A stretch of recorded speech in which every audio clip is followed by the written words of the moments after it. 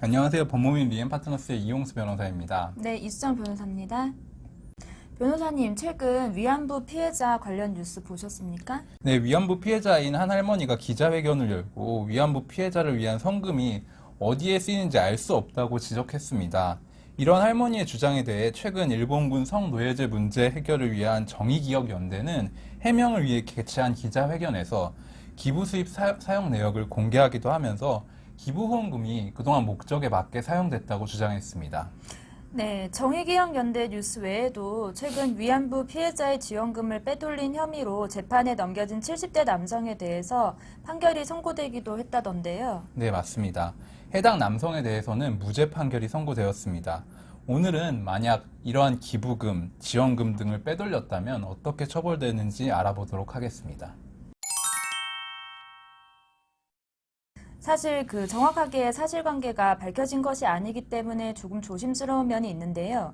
만약에 정말로 정의기억연대에서 위안부 피해자를 위해 모금한 기부금을 유용했다면 형사처벌이 될 수 있을까요? 만약 위안부 피해자를 위해 모인 기부금 혹은 정부 지원금 등을 다른 사람이 빼돌려서 유용하게 되면 이는 형법상 횡령죄에 해당할 수 있습니다. 횡령은 타인의 재물을 보관하는 자가 그 재물을 횡령하거나 그 반환을 거부하면 성립하는 범죄입니다. 네, 횡령에 해당하게 되면 5년 이하의 징역 또는 1,500만 원 이하의 벌금형에 처해질 수 있습니다. 사실 이렇게 어떤 단체 또 회사의 직무가 다른 사람을 위해 돈을 보관하는 것이라면 그냥 횡령죄가 아니라 업무상 횡령죄가 적용되는데요. 이때에는 처벌 수위가 다소 높아져서 10년 이하의 징역 또 3천만 원 이하의 벌금형에 처해질 수 있습니다.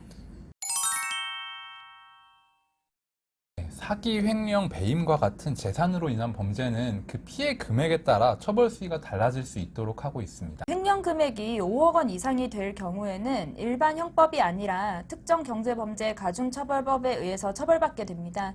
특경법이 적용되어서 처벌을 받는다면 5억 원 이상의 경우에는 3년 이상의 유기징역에 처해지도록 하고 있기 때문에 실형이 선고될 확률이 상당히 높아지게 됩니다.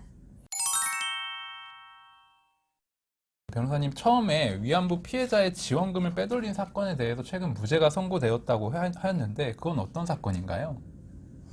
네, 중국에 있는 위안부 피해자의 귀국을 지원하던 김 씨는 위안부 피해자 이기녀 할머니에게 지급된 정부 지원금 총 2억 8천만 원을 횡령한 혐의로 재판을 받게 되었습니다. 재판에서 김 씨는 1심에서도 이어 2심에서도 무죄를 선고받았는데요. 네, 법원은 김 씨가 이기녀 할머니의 유일한 보호자로 일체의 비용을 부담한 점, 피해자의 아들이 김 씨 할머니와 가족 같은 관계여서 지원금을 돌려받을 생각이 전혀 없다고 말한 점 등 여러 정황을 봐서 김 씨가 할머니에게 지원된 지원금을 현금으로 인출하거나 옮긴 사실은 인정되지만 횡령했다고 보기는 어렵다고 판단했습니다. 네, 위안부 피해자에 대한 지원금 사용처를 두고 여러 가지 뉴스가 각종 쏟아지고 있습니다. 혹시나 과거에 큰 상처를 받으신 분들이 최근의 사건들로 인해서 또 다른 새로운 상처를 받지 않을까 걱정이 많이 되고 있습니다. 네, 지원금이 보다 투명하게 집행되고 꼭 필요한 곳에 쓰일 수 있었으면 좋겠습니다. 오늘 영상 재밌으셨다면 구독과 좋아요를 부탁드리겠습니다.